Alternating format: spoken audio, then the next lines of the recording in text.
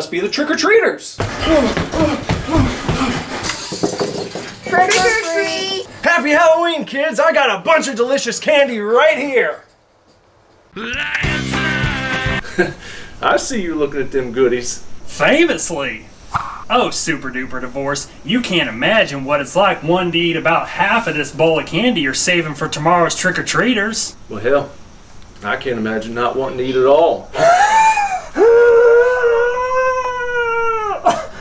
Does it all?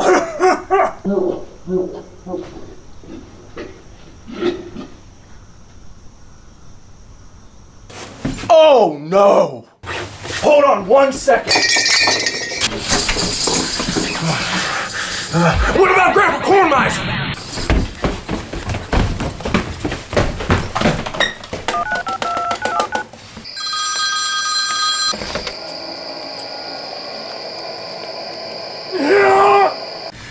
Grandpa Corn Miser, can you bring me some candy for these trick-or-treaters?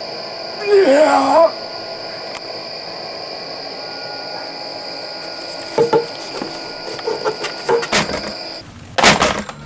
Grandpa Corn Miser's here!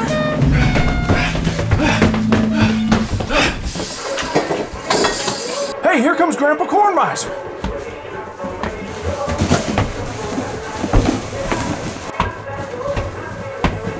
Grandpa Corn Miser is gonna take great care of you guys. I'll be right back.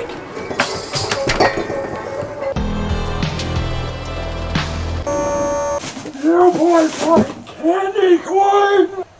Mm-hmm.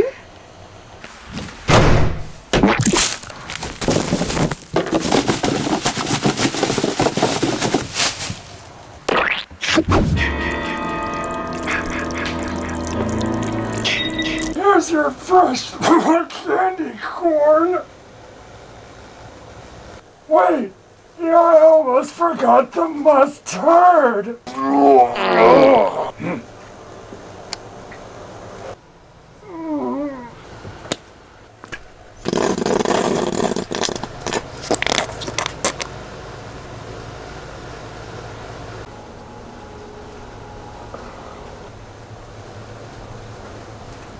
Hey, this isn't candy corn. Would you popcorns rather have some cotton candy? Yeah!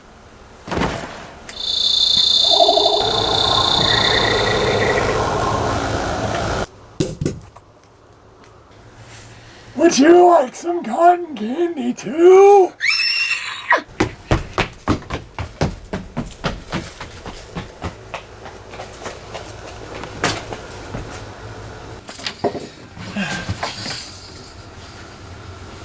Grandpa Corn Miser, what'd you do? I brought you this scary game. It'll really butter your cob. Thanks, Grandpa, but I can't play games while kids are still trick-or-treating. Who's gonna pass out all this candy corn? I brought some friends who can help. Grandpa, those are just toys. Those are my friends, and they're here to take them Halloween candy. Okay. You're darn right, okay? Now go play that scary game. Killer Klowns from Outer Space has always been one of my favorite horror movies, but it's not one I anticipated ever getting its own video game. Well, cut my legs off and call me Shorty because this year it happened. Released on June 4th, 2024 on PC, PS5, and Xbox, Killer Klowns from Outer Space the game is a combined effort from two studios with some great asymmetrical horror experience.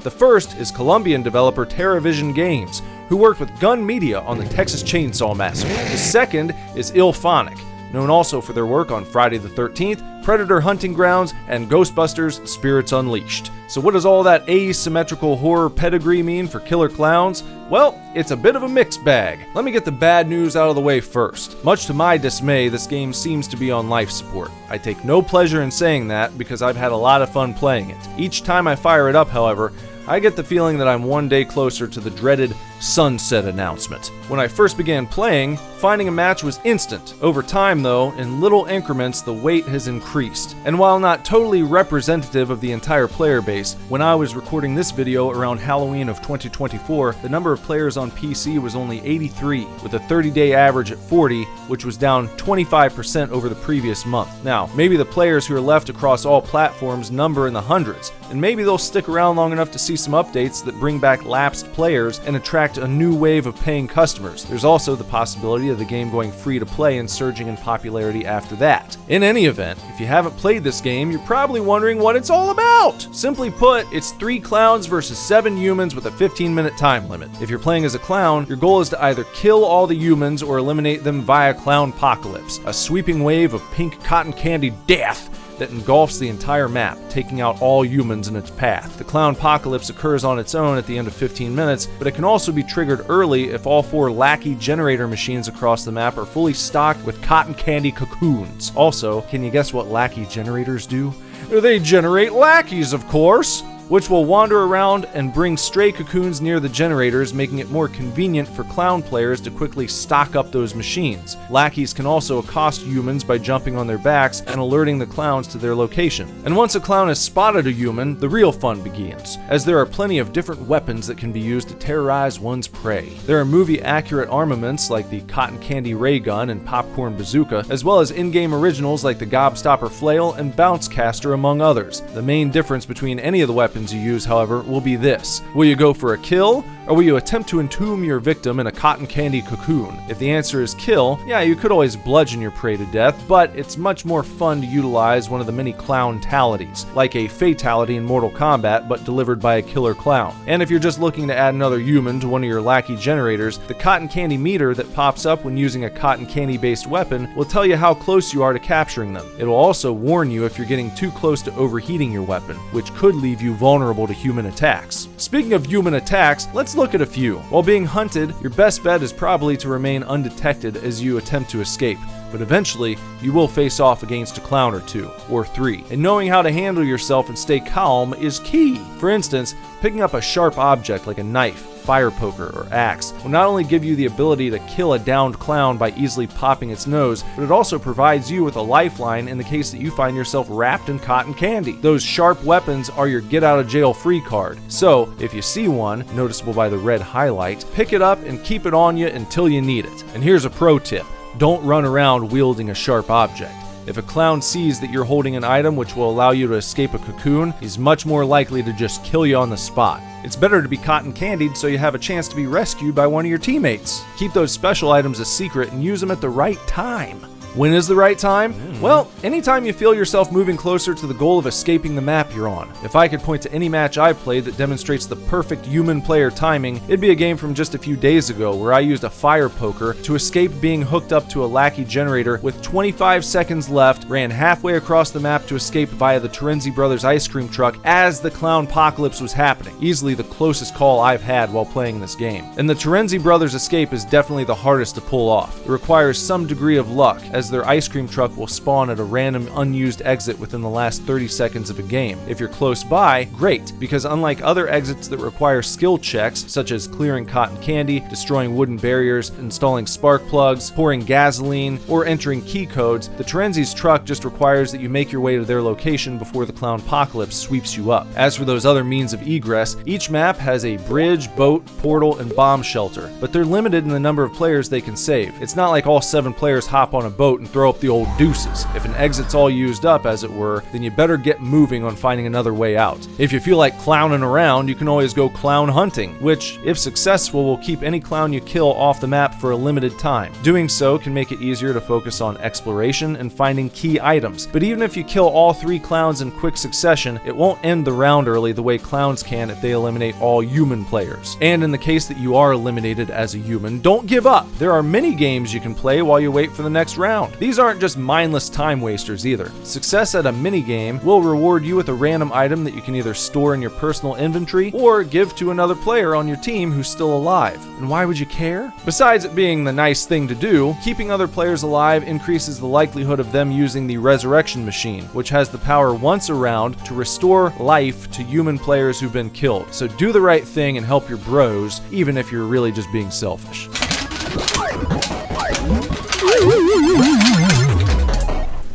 Hey, you're one of those killer clowns, aren't you?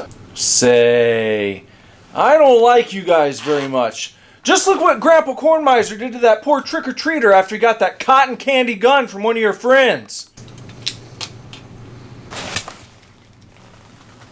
Oh, you want to play too, huh?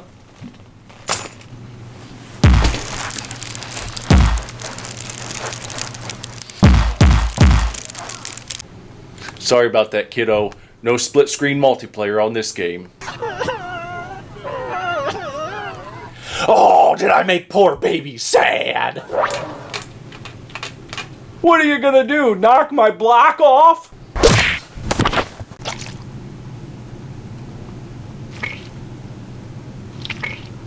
Love it or hate it, there are a few paid DLC packs that can be purchased for Killer Klowns the game. This summer, there was a cosmetic pack featuring summer camp clothing with one of those awesome beer hats. They also did another pack featuring outfits for human clown sympathizers. Then within the past month, we got a Halloween costume pack for humans and 2 new badass human characters, horror icons Elvira and Tom Savini. Surprise! Good company for the other 2 special characters in the game, Mike Tobacco and Debbie Stone, who fans of the movie will recognize as 2 of the film's heroes. Kinda surprising that Officer Dave Hansen and Officer Curtis Mooney aren't in the game yet, but perhaps someday. Unfortunately, many of the new skins do cost money and are just that, skins. No special abilities, no new classes. Even when it comes to the DLC clown characters like Gutso and Zombo, who look really cool and seem like they should have some sort of new undead powers and attacks, they don't. Or characters like Rosebud and Daisy, who at least could have had boosts to their lure trick thanks to their more hypnotic features. Nope, nothing. Tom looks like Tom, and Elvira looks like Elvira, and that's that. But hey, on the bright side, there has to be at least some small increase in confidence when you're playing as a badass like Tom Savini. And when it comes to Elvira, if at any point you've had trouble remembering to check behind you as you run, you'll probably find that weakness in your strategic game completely shored up within a single round. However, I can't guarantee you won't develop the new bad habit of forgetting to check what's right in front of you. Oh, let me clarify something real quick. Killer Klowns also features in-game unlockables. A nice helping of them, in fact. You don't have to pay for everything. Some items and abilities come as the result of grinding for EXP and gaining levels, and some are unlocked by completing challenges. Just getting through all of those is a worthy endeavor, and you might take a look at how much EXP you gain from one online match when you're just getting started and feel a little discouraged. But good news! EXP can be gained from private matches too, so you can play with friends and help each other pop certain hard-to-earn achievements or against some of the dumbest bots the world has ever seen. I'm not bitching about that, by the way, because it makes leveling up a breeze. Set your character to Shorty, your map to Amusement Park, and you'll find yourself triggering early Clownpocalypse without fail. Speaking of maps, they're all fantastic. Just beautiful. Yeah, I think Amusement Park and Waterfront Pier are a little too similar, but they still look awesome. And while there are a couple of maps set out in the woods, they're not just clones with slightly different color schemes. The first one is called Top of the World, and it connects a lighthouse area to a hillside radio station by way of woodland trails. The other, Clown Camp, is garnished with brilliantly lit circus tent gazebos. It's also got cabins, an outdoor theater, and a large visitor center / cafeteria. So after playing each a couple times, you're not likely to confuse the two. The suburbs map looks how it sounds. Lots of houses, a small strip of local businesses, and a big top burger straight from the movie. Downtown Crescent Cove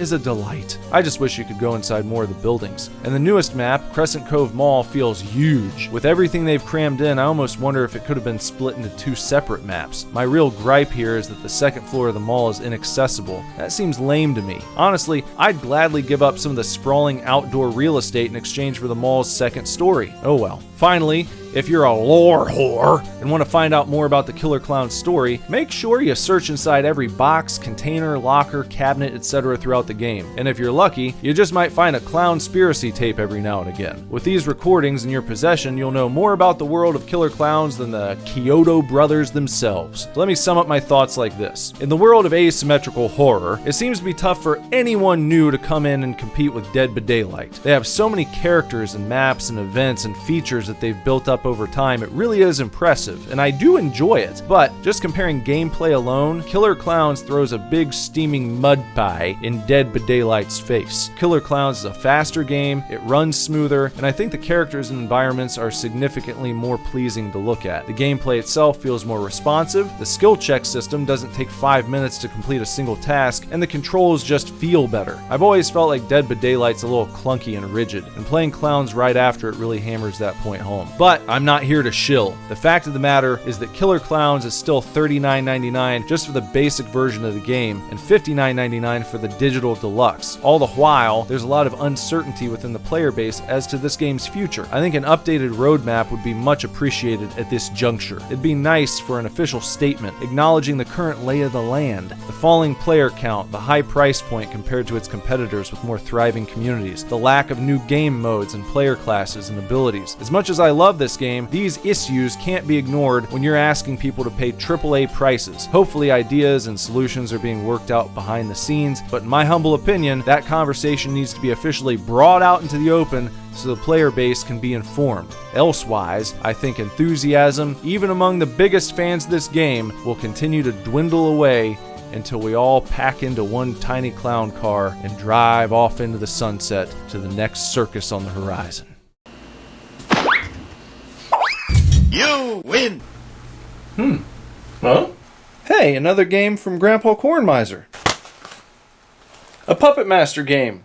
Let's try. A good place to start the tale of Puppet Master the game is the website IndieDB.com. Back on September 1st, 2014, when lead game designer and co-owner of October Games, Drake Kazmierczak, uploaded the Puppet Master the game interactive trailer, a tiny demo that gave players the opportunity to take control of Blade, probably the most iconic of all the Puppet Master characters. In this puppet-sized teaser, you start off in the attic of the Puppet Master himself, André Toulon, and you drop down into his workshop before making your way out into the halls of the Bodega Bay Inn to round up your puppet friends and ambush a nosy visitor in the elevator. There's not much to it, but that's okay. It was just a proof of concept that Drake created after Full Moon Pictures saw his 3D model of Blade and asked if he could put together a video demonstrating what a Puppet Master game might look like. So in a sense, by creating something playable at all, he actually went above and beyond what Full Moon had even asked of him. And it's pretty cool that this original interactive trailer is still available for download. Check the description below for a link if you'd like to try it for yourself.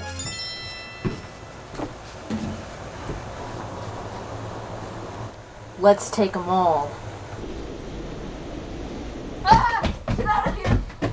Following the positive feedback on the teaser, October Games took things to the next level, and in 2016 released the first full game prototype, featuring online competitive play with 2 different game modes. This early build was updated through 2018 and finished with 7 playable puppets, each with a unique attack. I also have to mention something I thought was pretty neato bandito in this demo. If you play as Decapitron, you get this cool view from inside the helmet when you're in first person mode. For some reason, that little detail was removed from the full game. What gives, man? The human character is a Nazi agent, equipped with either a shotgun or a rifle. There are also 3 different maps to choose from. My least favorite, due to its totally barren and forgettable landscape, is the cabin, likely based on the location where Big Martha gets torched but good in Puppet Master 2. Then there's the inn, which with some changes ended up making it into the final release. If you know Puppet Master, how could it not? And finally, this beautifully haunting map called October. Look at this place! You got a Sleepy Hollow bridge, turquoise tinted fog,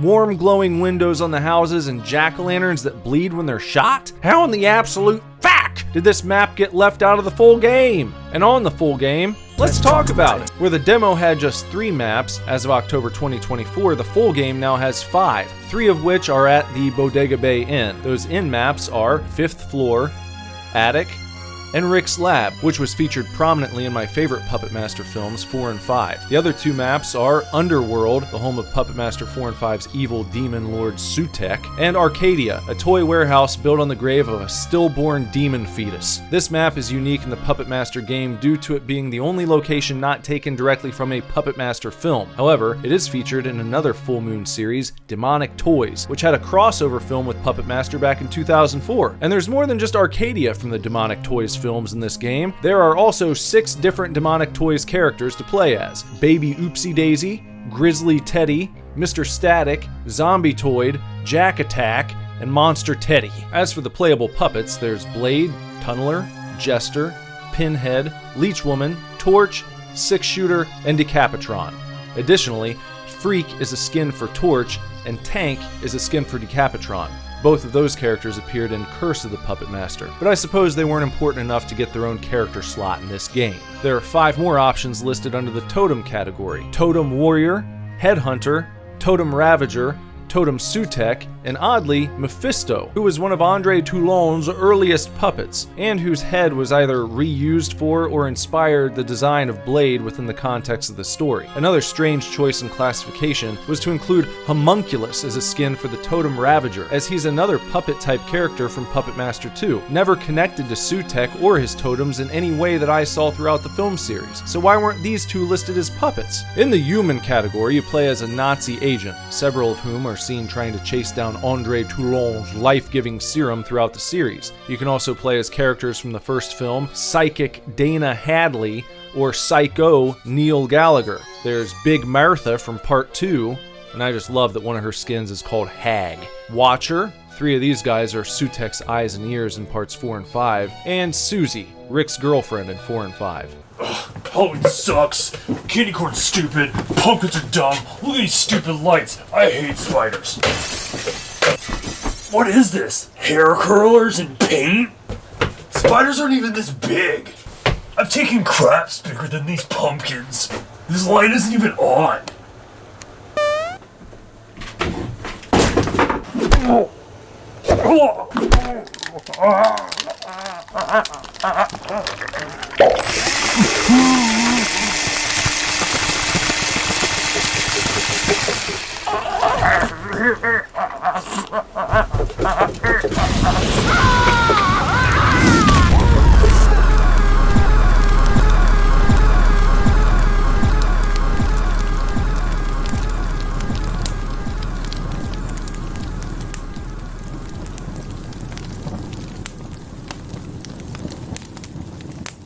When it comes to online game modes, there are 4 to choose from. The first is Thief, which is 3 puppets trying to kill 1 human before he escapes the map with 3 artifacts. The second is Manhunt, where 2 humans have to lift a curse from idols while fighting off an endless puppet attack. The third is Puppet Master, where 1 human lifts idol curses as 3 friendly puppets try to protect him from 3 evil puppet players. And lastly, Puppet Wars. In this mode, 2 factions face off in an effort to see which side can outkill the other and reach the score limit first. And since your only goal is to get kills, this is a perfect game type for checking out all the different finishers. Unlike Killer Klowns, each individual character in this game has their own particular puppetality, if you will. Some characters also have multiple weapons that can be used during a match. Others have weapons that can only be swapped in and out between rounds by going into your puppet trunk. There you can also change skins, customize your emote wheel, and create or select different perks. You can browse online games by territory, or host a game yourself if you're not able to find what you're looking for. Speaking bluntly, the player count for Puppet Master is quite low, much lower than even Killer Klowns right now. However, since it's free to play, it shouldn't be too tough to convince friends to download it, and then you have the freedom to pick any mode on any map whenever you so choose, which is more than can be said for some online games these days. In the event that you don't have any friends, or you just don't feel like playing with other people, you can always run the Toulon's Journals mode, where you zip around as a puppet, totem, or demonic toy and collect the lost pages of Andre Toulon's journal. Once collected, the pages are archived, and a recording of Andre reading the entry can be listened to at any time, similar to the Clownspiracy tapes in Killer Klowns. While it sucks that more people aren't playing this one, I don't fear that it's on its deathbed the way I do for Killer Klowns. Reason being that it's basically a labor of love that started over a decade ago, and as long as the 2 guys running October Games continue to feel inspired enough to create new maps, skins, and features, no one above them is going to pull the plug, since there is no one above them. They are October games. With Killer Klowns being maintained by a larger studio, almost certainly with other projects on the horizon, it seems more likely that eventually the order will be given and support for Klowns will wind down if numbers don't improve. I hope I'm completely wrong about that, but I just experienced the death of another fantastic ASIM horror game last year called Video Horror Society. Loved it, but it was only around for a few months after its full release. Coming up soon, Friday the 13th will be gone at the end of 2024. Evil Dead's still alive, but the announcement was made last year that no new content would be created moving forward. No matter what happens though, there's already an impressive amount of stuff that's been put out for Puppet Master. Some of the extras are free, some cost a few bucks, and all the paid content is worth the asking price, if you ask me. On account of most of the skins are just good old-fashioned badass. Also, you have to appreciate games that take Halloween seriously. This year, from October 18th and running through November 10th, all multiplayer modes give you triple XP, and there are also new Halloween skins for you. For free! Just have to build up enough of that XP to unlock them. I'm a big fan of Susie's reanimated skin that was part of this year's Halloween drop. If you don't recognize the bloody smiley face on her shirt, it's actually Punky, the mascot and prime killer in October Games' other online ASIM horror, Horror Legends, only $5 on Steam. Features a bunch of original horror villains and survivors, and tons of unlockables that can be earned by playing the game. Support October Games and buy it. Maybe we can play together sometime. Back to Puppet Master. As a cherry on top, look at how the maps have been decorated with Halloween-y lights and jack-o'-lanterns. It's purely cosmetic, but I really appreciate developers who take the time to do the small stuff like this. If you have a PC, give Puppet Master a shot, please! If you only play long enough to obtain all the skins and weapons, you'll still have fun running around as puppets and demonic toys, checking out all the finishers and maps and such. And real quick, before we wrap up here, let me give you my top secret XP farming recipe, Puppet Wars. Set the score to 50 and create a nonsense password so you don't get interrupted by other pesky players. Use your puppet of choice and kill 2 agents. Game ends, you get XP. Do it again. The more games you play in a row, the more your XP multiplies and the faster you're able to unlock all the cool shit this game has to offer.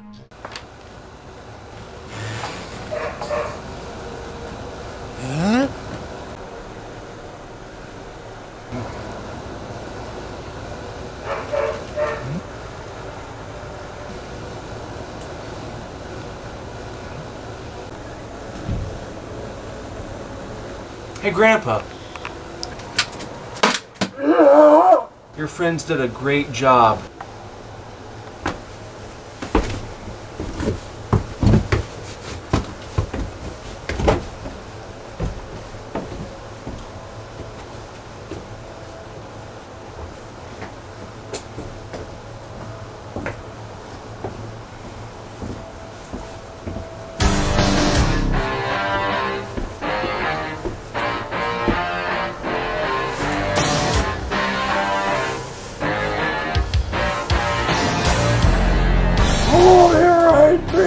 Corn kernel!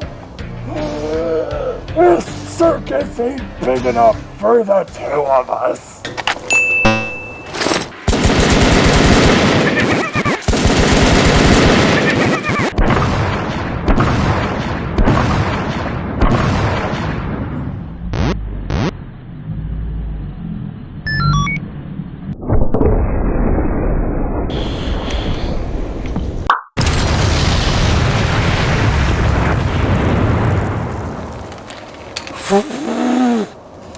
This kernel's packed!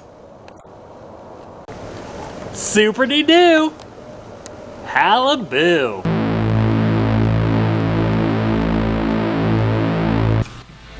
find out what happens next, and for a brand new review, click here!